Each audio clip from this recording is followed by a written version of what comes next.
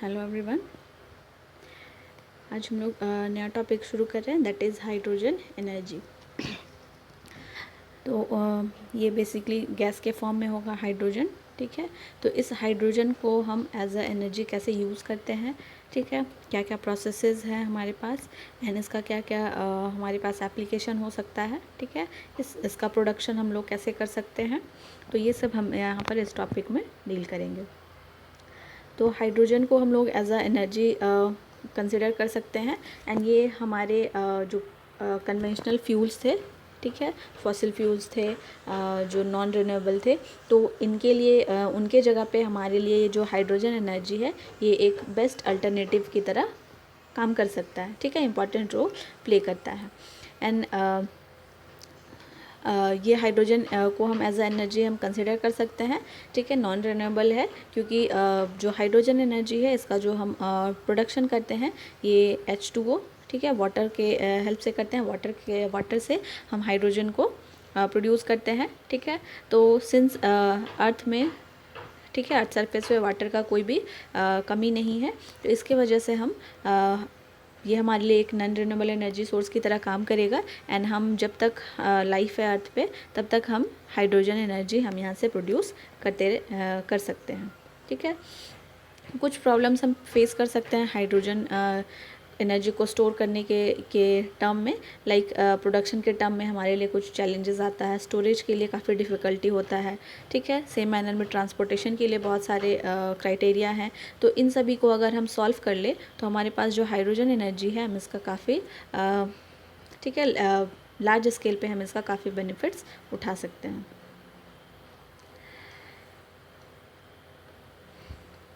ठीक है। तो जैसे हमने देखा कि जो हम हमारे पास जो हाइड्रोजन एनर्जी हम प्रोड्यूस करेंगे वो हम डायरेक्टली वाटर के हेल्प से करते हैं। तो जिस तरीके से प्रीवियस लेक्चर्स में हमने फ्यूल सेल देखा था, ठीक है, तो फ्यूल सेल में हम क्या कर रहे थे कि हाइड्रोजन गैस का यूज़ कर रहे थे एज अ फ्यूल, ठीक है, हाइड्रोजन एंड ऑक्सीजन का यूज़ कर रहे थे हम इनको इलेक्ट्रोड्स, ठीक है, 2 इलेक्ट्रोड था, टैंक था जिसमें इलेक्ट्रोलाइट फील्ड था, ठीक है, सेल की तरह था, बैटरी की तरह, एंड जो इलेक्ट्रोलाइट था वहाँ पर हम जो हाइड्रोक्सी आयन था उसके साथ में हाइड्रोजन एंड ऑक्सीजन को इंटरेक्ट करा रहे थे, रिएक्शन करा रहे थे, तो फाइनली हमारे पास H2O फॉर्म हो रहा था, ठीक है। तो ये फ्यूल सेल के टर्म में हम देख सकते हैं कि हम हाइड्रोजन एंड ऑक्सीजन का यूज़ करके हम water and some amount of energy हम, ठीक है, प्रोड्यूस कर पा रहे थे। तो इसी का अगर हम रिवर्स प्रोसेस ले लेंगे, ठीक है, अगर हम इसको रिवर्स कर दें तो ये हमारे पास hydrogen gas and oxygen gas हम यहाँ पर प्रोड्यूस कर सकते हैं।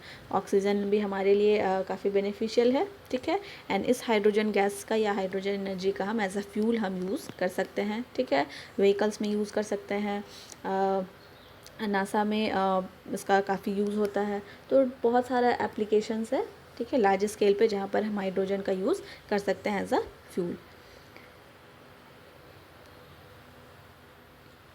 ठीक है। अगर इसका हम कुछ फ्यूचर यूज़ देखें तो करेंटली तो हाइड्रोजन एनर्जी का यूज़ हो ही रहा है एंड ये बहुत पुराना, ठीक है, बहुत पहले ही इसका इवॉल्वमेंट हो चुका है। तो इस हाइड्रोजन एनर्जी का जो यूज़ है हम full load exploitation of nuclear power station में कर सकते हैं, ठीक है, एक्सप्लोटेशन के लिए। ऑल्सो हम नेचुरल गैस डिस्ट्रीब्यूशन के लिए, ठीक है, यहाँ पर डायरेक्टली हम हाइड्रोजन को ऐड कर सकते हैं। हेवी ऑयल में, ठीक है, हेवी ऑयल के प्रोसेसिंग में हम हाइड्रोजन का यूज़ कर सकते हैं। मैन्युफैक्चर ऑफ सिंथेटिक लिक्विड या गैसियस फ्यूल में हम हाइड्रोजन का यूज़ कर सकते हैं, ठीक है, मोटर व्हीकल्स में एज अ फ्यूल हम यूज़ कर सकते हैं। तो इस तरीके से स्टील इंडस्ट्री में यूज़ होगा, ठीक है, आयरन ऑक्साइड को रिड्यूस करने के लिए। तो इस तरीके से बहुत सारा एप्लीकेशन अभी भी करेंटली भी है एंड फ्यूचर में भी हम इसको यूज़ कर सकते हैं, ठीक है। इस तरीके का प्रोविज़न हमें मिल सकता है यूजिंग हाइड्रोजन एनर्जी। प्रॉपर्टीज़ अगर हम देखें हाइड्रोजन एनर्जी का, ठीक है, जिसके वजह से हम कुछ डिफ़िकल्टीज़ फेस कर सकते हैं while producing and storing hydrogen energy. तो हाइड्रोजन गैस का, ठीक है, गैस के टर्म में हम बात करें तो इसका जो ऑर्डिनरी टेम्परेचर एंड प्रेशर जो होता है, ठीक है, ठीक है। ऑर्डिनरी टेम्परेचर एंड प्रेशर पे हाइड्रोजन का जो डेंसिटी होता है वो बहुत ही कम होता है, ठीक है, ओनली 1, ठीक है, 1/14 पार्ट हो सकता है, एयर में 1/9 पार्ट हो सकता है नेचुरल गैस के कंपैरिजन में, ठीक है। नेचुरल गैस सेम कंडीशन में अगर हम नेचुरल गैस लें एंड सेम कंडीशन में अगर हम सेम टेम्परेचर एंड प्रेशर पे नेचुरल गैस एंड हाइड्रोजन को कंपेयर करें, ठीक है, तो ये एयर में 1/14 पार्ट डेंसिटी इसका होगा एंड नेचुरल गैस के कंपैरिजन में 1/9 पार्ट ही इसका डेंसिटी होता है। तो सिंस इसका डेंसिटी बहुत ही लो होता है, ठीक है, तो डेंसिटी लो होने की वजह से हमें इसको स्टोर कर पाना हमारे लिए काफ़ी डिफ़िकल्ट होता है, ठीक है, क्योंकि एक सर्टेन टेम्परेचर पे सर्टेन प्रेशर के अंडर हमें इसका स्टोरेज करना पड़ता है। तो इसका डेंसिटी कम होने की वजह से हम इसमें pressure as well as temperature को मेंटेन करना हमारे लिए एक डिफ़िकल्ट टास्क है। एंड इसका जो टेम्परेचर है इसको बहुत ही कम टेम्परेचर पे स्टोर किया जा सकता है, -253 डिग्री सेल्सियस या उससे लेस होना चाहिए, ठीक है। तो अगर इससे ज़्यादा हुआ तो ये ठीक है, इसका जो हीटिंग वैल्यू या फिर जो इसका फ्लेमेबिलिटी होता है, ठीक है, कंबस्टिबिलिटी होता है, बहुत ज़्यादा होता है। अगर ये टेम्परेचर मेंटेन नहीं किया गया तो ये, ठीक है, ईज़िली बर्न हो सकता है। इसका हीटिंग वैल्यू जो होता है वो काफ़ी कम होता है as compare to natural gas, ठीक है। इसका फ्लेम स्पीड जो होता है as compare to normal natural gas या एयर या हाइड्रोजन गैस का जो बर्निंग स्पीड है, फ्लेम स्पीड है, ये भी काफ़ी ज़्यादा होता है, ठीक है। इग्निशन एनर्जी ये काफ़ी ज़्यादा रिलीज़ करता है। ऑल्सो ये नॉन पॉल्यूटिंग, ठीक है, एलिमेंट है जिसको हम बर्न करके हम कोई भी पॉल्यूशन ये प्रोड्यूस नहीं करता है। तो इस तरीके से हम इसके कुछ प्रॉपर्टीज़ को देख सकते हैं, हाइड्रोजन के प्रॉपर्टीज़ को, एंड जिसके बेसिस पे हम बहुत डिफ़िकल्टी फेस करते हैं, बट स्टिल ये एक रिन्यूएबल एनर्जी सोर्स है। एंड सिंस वाटर बहुत लार्ज स्केल में हमारे पास अवेलेबल है तो हम इसका यूज़ कर सकते हैं फॉर प्रोड्यूसिंग हाइड्रोजन एनर्जी। तो इसके प्रोडक्शन के लिए हमारे पास डिफरेंट मेथड्स है, ठीक है, 5-6 मेथड्स आपको यहाँ पे दिए गए हैं, जहाँ पर हम लोग कुछ मेथड्स, मेन मेथड्स हम डील करेंगे। तो फर्स्ट वन इज़ इलेक्ट्रोलिसिस या इलेक्ट्रोलाइटिक प्रोडक्शन ऑफ हाइड्रोजन, ठीक है।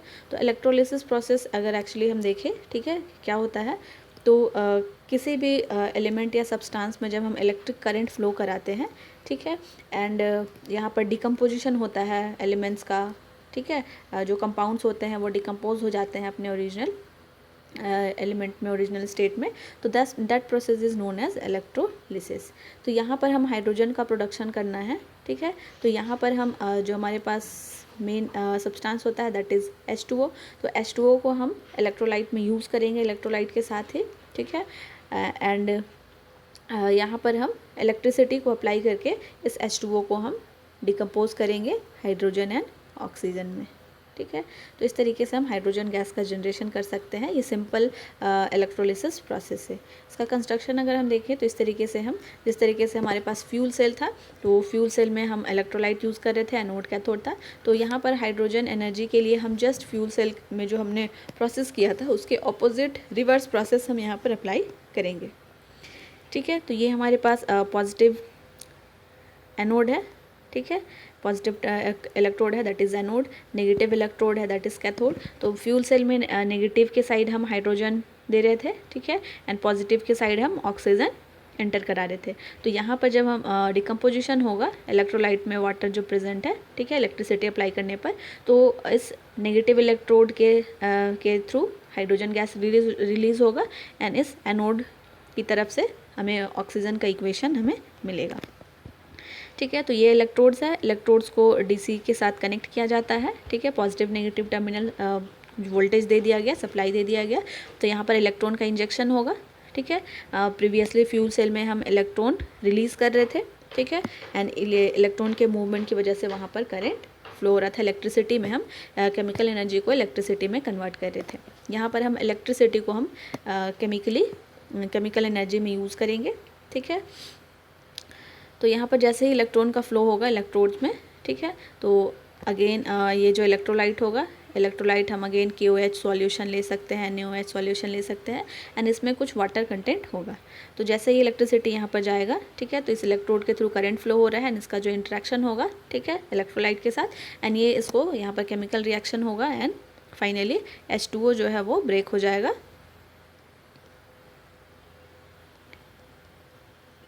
ठीक है। तो इस तरीके से यहाँ पर हाइड्रोजन एंड ऑक्सीजन अलग अलग हो जाएगा, डिकम्पोज हो जाएगा। तो इस हाइड्रोजन गैस को हम स्टोर कर सकते हैं। ये हमारे लिए सबसे बेनिफिशियल वाला बात है कि हम हाइड्रोजन गैस को या हाइड्रोजन एनर्जी को स्टोर कर सकते हैं। तो स्टोरेज भी हम देखेंगे आगे कि हम किस किस तरीके से ध्यान रखकर हम इसका स्टोरेज पॉसिबल कर सकते हैं। ठीक है। तो इस इलेक्ट्रोलिसिस प्रोसेस में जो टैंक हमने यूज़ किया है या फिर जो इलेक्ट्रोलाइट हमने यूज़ किया है, यहाँ पर 2 टाइप का इलेक्ट्रोलाइट हम यूज़ कर सकते हैं, tank type electrolyser and bipolar electrolyser. तो यहाँ पर अगर हम देखें यूनिपोलर इलेक्ट्रोलाइज़र में, ठीक है, तो ये यहाँ पर मल्टीपल इलेक्ट्रोड सीरीज़ में कनेक्ट कर दिए जाते हैं। ठीक है।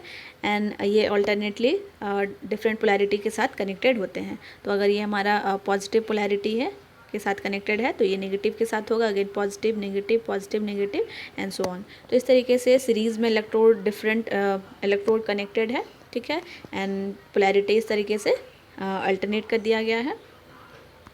एंड जो 2 इलेक्ट्रोड्स के बीच में, अपोजिट इलेक्ट्रोड्स के बीच में इस तरीके का फोरस डायफ्राम बनाया गया है। ठीक है। या फिर यहाँ पर से केमिकल रिएक्शन होने के लिए, ठीक है, कुछ पोर्स यहाँ पर प्रेजेंट है। तो यहाँ पर जो इलेक्ट्रोड होगा, इलेक्ट्रोड के थ्रू जो करंट फ्लो करेगा एंड इलेक्ट्रोलाइट में जो भी सॉल्यूशन होगा, वाटर होगा, उसके साथ ये रिएक्ट करेगा इस पोरस के थ्रू। ठीक है। तो इस पोरस का भी यहाँ पर काफ़ी यहाँ पर रोल है। ठीक है। एंड यहाँ पर जो पॉजिटिव इलेक्ट्रोड है, पॉजिटिव इलेक्ट्रोड से हमें ऑक्सीजन मिलेगा। ठीक है। तो पॉजिटिव इलेक्ट्रोड के साथ ऑक्सीजन गैस को कलेक्ट करने के लिए यहाँ पर, ठीक है, यहाँ पर हम पाइप्स कनेक्ट कर सकते हैं, ट्यूब कनेक्ट कर सकते हैं। ठीक है, कलेक्शन के लिए। एंड नेगेटिव इलेक्ट्रोड से हमें हाइड्रोजन गैस मिलता है तो हमें उसको हाइड्रोजन वाले ट्यूब में कनेक्ट कर देंगे। ऑल्सो यहाँ पर जो हमें पोटेंशियल अप्लाई करना पड़ता है तो हम 2 इलेक्ट्रोड के बीच में, एक 1 पेयर ऑफ इलेक्ट्रोड, ठीक है, यानी कि पॉजिटिव नेगेटिव टर्मिनल ये क्रिएट कर रहा है, तो यहाँ पर हम +2 वोल्ट मिनिमम दे सकते हैं। ठीक है। तो इस तरीके से अगर हम एक पेयर ऑफ इलेक्ट्रोड के बीच में 2 वोल्ट दे रहे हैं तो अगर हमने n pair of electrode connect किया है तो टोटल वोल्टेज हमें 2 × n वोल्ट का सप्लाई टोटल हमें देना होगा। दूसरा हमारे पास है बाइपोलर टाइप इलेक्ट्रोलाइज़र। ठीक है, जिसमें हम क्या करते हैं, हमारे पास ये इलेक्ट्रोड्स है। ठीक है, पेयर ऑफ इलेक्ट्रोड्स हम ले लेते हैं एंड इस इलेक्ट्रोड का जो पोलैरिटी होता है वो दोनों पोलैरिटी होता है। ठीक है, प्रीवियस केस में सिर्फ एक इलेक्ट्रोड था वो एक ही पोलैरिटी के साथ कनेक्टेड था, बट यहाँ पर दोनों पोलैरिटी ऑब्जर्व कर सकते हैं। तो यहाँ पर अगर हम इस पर्टिकुलर इलेक्ट्रोड के पास देखें, ठीक है, तो यहाँ पर हमें नेगेटिव पोलैरिटी भी दिख रहा है एंड इसके राइट साइड में पॉजिटिव पोलैरिटी भी दिख रहा है। ठीक है, तो ये दोनों पोलैरिटी के साथ कनेक्टेड होता है। ठीक है, दोनों साइड में। ठीक है, एंड 2 पोलैरिटी के बीच में अगेन यहाँ पर पोरस डायफ्राम होगा। ठीक है, एंड जो पॉजिटिव वाला इलेक्ट्रोलाइट होगा, पॉजिटिव इलेक्ट्रोलाइट से, ठीक है, O2 रिलीज़ होने के लिए कनेक्शन होगा। एंड जो नेगेटिव इलेक्ट्रोलाइट होगा, नेगेटिव इलेक्ट्रोड से हाइड्रोजन गैस रिलीज़ होता है तो इसके लिए यहाँ पर कनेक्शन होगा। सेम मैनर में यहाँ पर वोल्टेज भी हम अप्लाई करते हैं। ठीक है, हर एक पेयर के बीच में 2 वोल्ट हम यहाँ पर अप्लाई करेंगे एंड टोटल अगर हमने n पेयर यूज़ किया है तो n × 2 वोल्ट हम यहाँ पर टोटल वोल्टेज अप्लाई करेंगे। तो ये था electrolysis process of producing hydrogen gas. Next हमारे पास आता है थर्मोकेमिकल मेथड्स। ठीक है, तो थर्मोकेमिकल हम नेम से यहाँ पर समझ पा रहे हैं, थर्मो दैट इज टेम्परेचर होगा एंड केमिकल रिएक्शन यहाँ पर होगा। ठीक है, तो जो केमिकल रिएक्शन हम अकर कराएंगे वो टेम्परेचर या हीट के प्रेजेंस में कराएंगे।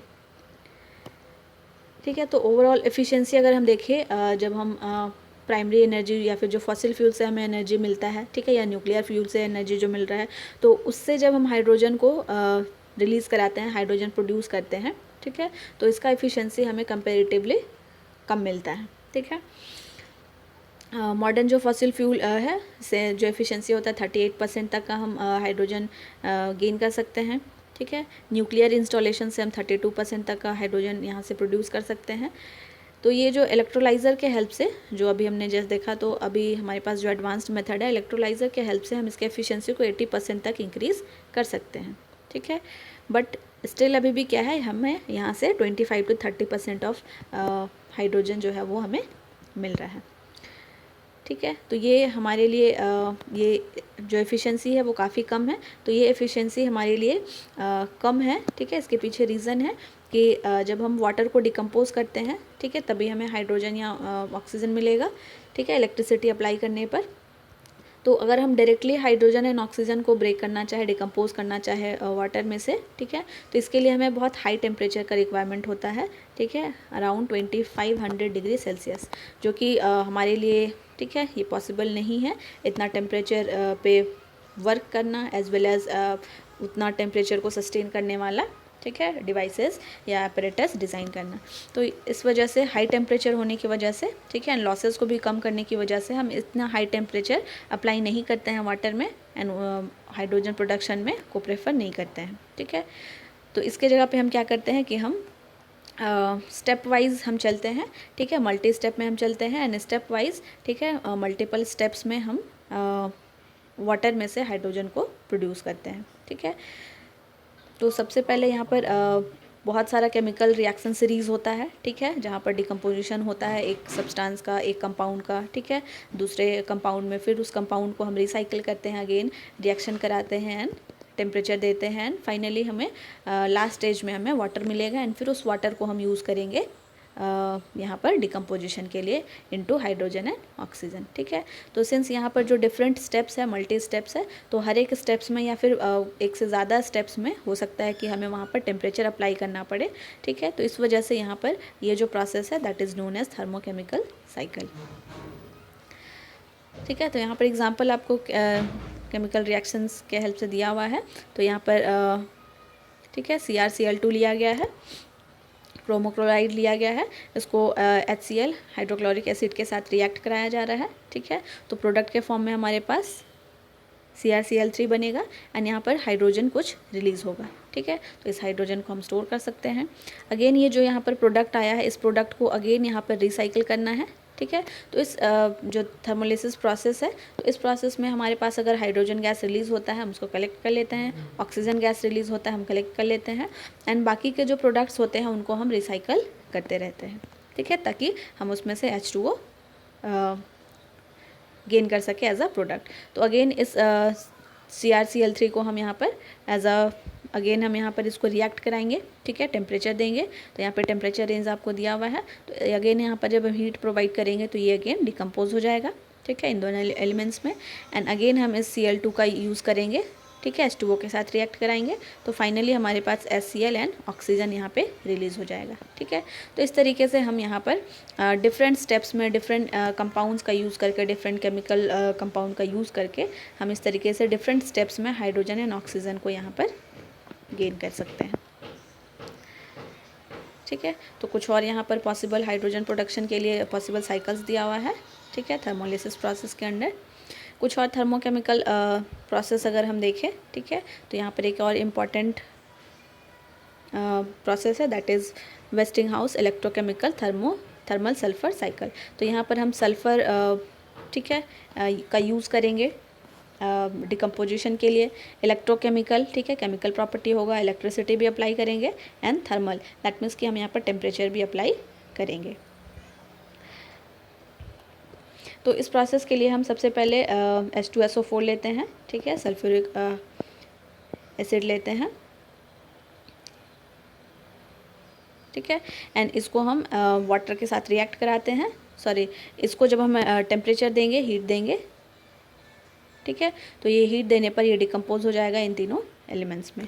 तो अगेन हम यहाँ पर SO2, ठीक है, सल्फर ऑक्साइड एंड H2O का यूज़ कर लेंगे एज अ एलिमेंट, इसको इन दोनों को हम रिसाइकिल करेंगे, ठीक है। अगेन हम हीट देंगे तो यहाँ पर हमें H2 हाइड्रोजन गैस मिल जाएगा, एंड ये H2SO4 में अगेन ब्रेक हो जाएगा, ठीक है। तो इस तरीके से हमारे पास 2 स्टेप यहाँ पर मिल रहा है, ठीक है। ये बेसिकली हमारे पास 2 स्टेप प्रोसेस होता है। फर्स्ट स्टेप में हम हाइड्रोजन गेन करते हैं, दूसरे स्टेप में हम ऑक्सीजन हम गेन करते हैं। तो यहाँ पर हमने H2SO4 को हीट दिया तो हम यहाँ पर ऑक्सीजन गेन कर पाए, ठीक है। अगेन इस H2O को फिर से हम हीट करेंगे SO2 के साथ रिएक्ट करा के, तो यहाँ पर हम हाइड्रोजन गैस गेन कर सकते हैं। तो इस तरीके से ये 2 स्टेप प्रोसेस होता है। इसमें हम टेम्परेचर का यूज़ करते हैं, ठीक है, इलेक्ट्रिसिटी का यूज़ करते हैं, sulphur as a main product हम यहाँ पर मेन रिएक्टेंट यूज़ करते हैं। ठीक है, तो इस तरीके से हम इन दोनों इक्वेशन को अगर हम ऐड कर दें तो हमारे पास फाइनल, ठीक है, एनोड एंड कैथोड पे इस तरीके का इक्वेशन बनेगा। ठीक है, सेम आपको यहाँ पर ब्लॉक डायग्राम्स के हेल्प से दिया हुआ है। ठीक है, सेकंड यहाँ पर हमारे पास कुछ और थर्मोकेमिकल प्रोसेस है, that is known as ISPRA Mark 13 cycle. ठीक है, तो यहाँ पर जो मेन रिएक्टेंट यूज़ किया जाता है, यहाँ पर इलेक्ट्रोलिसिस प्रोसेस भी होता है सबसे पहले, and lastly thermolysis, that means कि हीट या टेम्परेचर इंक्रीज़ करके ब्रेक किया जाता है, एंड फर्स्ट प्रोसेस में इलेक्ट्रिसिटी देकर डिकम्पोज किया जाता है। तो यहाँ पर सबसे पहले हाइड्रोब्रोमीन यूज़ किया जाता है। ठीक है, तो हाइड्रोब्रोमीन को इस टेम्परेचर रेंज पे ऑपरेट करा के इस एलिमेंट्स में यहाँ पर डिकम्पोज किया जाता है, एंड फाइनली इस अगेन यहाँ पर इसको रिसाइकल किया जाएगा। ठीक है, SO2 एंड 2H2O के साथ रिएक्ट कराया जाएगा, एंड यहाँ पे इस तरीके का हमारे पास एक्वा स्टेट में प्रोडक्ट फॉर्म होगा। अगेन इसको एक्वा स्टेट में जो हमारे पास है इसको फिर से हम रिसाइकल करेंगे। ठीक है, एंड यहाँ पर हम टेम्परेचर भी देंगे, एंड ऑल्सो यहाँ पर, ठीक है, थर्मोलिसिस प्रोसेस है, तो यहाँ पर हम टेम्परेचर सिर्फ देंगे तो हमें यहाँ पर ऑक्सीजन मिलेगा, एज वेल एज़ यहाँ पर H2O भी मिलेगा। तो यहाँ पर हमें ऑक्सीजन मिल चुका है, हम इसको तो थर्मोलिसिस प्रोसेस में यहाँ पर हमारे पास ऑक्सीजन मिल चुका है, एंड इलेक्ट्रोलिसिस प्रोसेस में हमें यहाँ पर H2 मिल चुका है। ठीक है, तो इस तरीके से हम यहाँ पर जो मेनली यहाँ पर इस्प्रा मार्क 13 साइकिल होता है, यहाँ पर हम हाइड्रोब्रोमीन का यूज़ करते हैं एज अ, ठीक है, इलेक्ट्रोलाइट।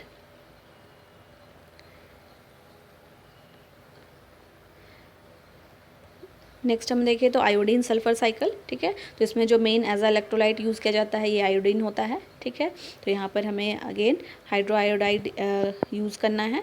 ठीक है, इसको अगेन टेम्परेचर या हीट दिया जा रहा है, एंड इनको यहाँ पर डिकम्पोज किया जा रहा है, तो फर्स्ट स्टेप में हमें हाइड्रोजन मिल जाएगा। ठीक है, तो इस हाइड्रोजन का यूज़ हम कर लेंगे, एंड इस आयोडीन को अगेन हम यहाँ पे रिएक्ट कराएंगे, रिसाइकिल करेंगे SO2 एंड H2O के साथ। ठीक है, अगेन यहाँ पे टेम्परेचर हम देंगे तो ये हमारे पास प्रोडक्ट मिलेगा H2SO4 एंड 2HI के फॉर्म में। इस अगेन इसको हम टेम्परेचर देंगे तो ये H2O में ब्रेक हो जाएगा, एंड हमें कुछ ऑक्सीजन भी मिलेगा। तो फर्स्ट स्टेप में हमें यहाँ पे हाइड्रोजन हम यहाँ पे गेन कर चुके हैं, एंड लास्ट स्टेप में हम यहाँ से ऑक्सीजन गेन कर रहे हैं। ठीक है, फॉसिल फ्यूल मेथड है। फॉसिल फ्यूल मेथड जैसे हमने फॉसिल फ्यूल सेल हमने जैसे देखा था, तो उसमें जो सेम प्रोसेस था, रिएक्शन था, तो उसका अगर हम रिवर्स लेंगे तो हमारे पास ये हाइड्रोजन एंड ऑक्सीजन हम यहाँ से गेन कर सकते हैं। ठीक है, इसके अलावा अगर हम देखें और, ठीक है, सोलर एनर्जी मेथड देखें तो सोलर एनर्जी का यूज़ करके भी हम हाइड्रोजन एंड ऑक्सीजन गेन कर सकते हैं।